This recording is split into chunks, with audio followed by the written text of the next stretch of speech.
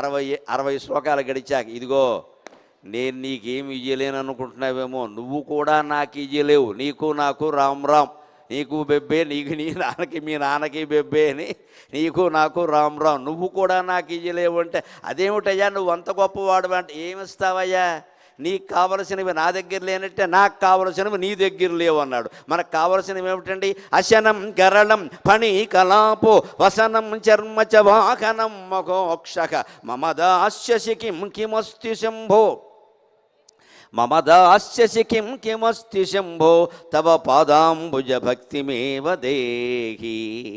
మనకు ఆహారం కావాలి, ఆహారం శివుడి దగ్గర లేదండి.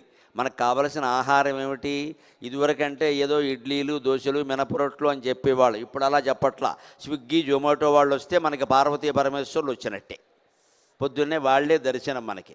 ఇంకా ఇతర నగరాల్లో కాపురాలు నడుస్తున్నాయేమో కానీ హైదరాబాదులో కాపురం చేసేది ఎవరంటే స్విగ్గీ జొమాటో, వీళ్ళే కాపురం చేస్తారు. వాళ్ళకి 2 పిల్లలు ఉంటారు, ఒకరు పొటాటో ఒకరు టమాటో. మొగాడు కాస్త గట్టిగా ఉంటాడు కాబట్టి వాడు పొటాటో, ఆడపిల్ల మెత్తగా ఉంటుంది కాబట్టి అది టమాటో. మన బతుకులు ఇంతే, తెల్లారితే స్విగ్గీ జొమాటో పొటాటో టమాటో. ఇంకేమున్నాయి కనుక ఇంట్లో వంటలు ఎక్కడున్నాయి ఇప్పుడు అసలు? ఈ స్విగ్గీ జొమాటో పట్టుకెళ్ళి మనం ఇమ్మన్నామనుకో, ఆయన ఏమంటాడు, స్విగ్గీ జొమాటో వాడు కైలాసానికి రావట్లేదయ్యా, నన్నేం చేయమంటావు, అక్కడికి డెలివరీ లేదుట అంటాడు ఆయన. అంచేతన అశనం గరళం, అందుకని ఆయన దగ్గరున్న ఆహారం మనకిస్తాట. ఆయన దగ్గరున్న ఆహారం ఏమిటండి? దేవతలు సహా రాక్షసులు సహా సమస్త గణాలు కూడా భయపడిపోతూ ఉంటే భయంకరమైన విషాన్ని సేవించాడు ఆయన. ఆ విషం మనకిస్తాడు. విషం బతుకులో ఉంటేనే విషం భరించలేకపోతున్నాం, నిజంగా విషం ఇస్తే మనం ఏమైపోతాం?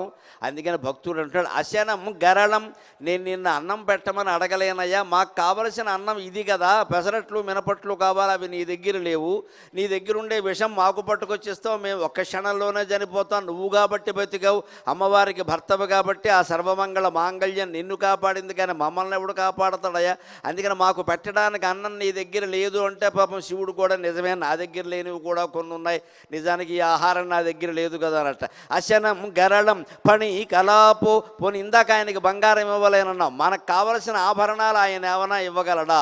శివుడి దగ్గర నిలబడి ఏదైనా ఆభరణం ఉన్నామను కదా, ఎవడు అడుగుతాడా అని చూస్తున్నా అని మెడలోంచి ఒకటి తీసి మన మీద బారేస్తాడు, అది జర్రుగొడ్డు, మనం చచ్చిపోతాం ఇక్కడ.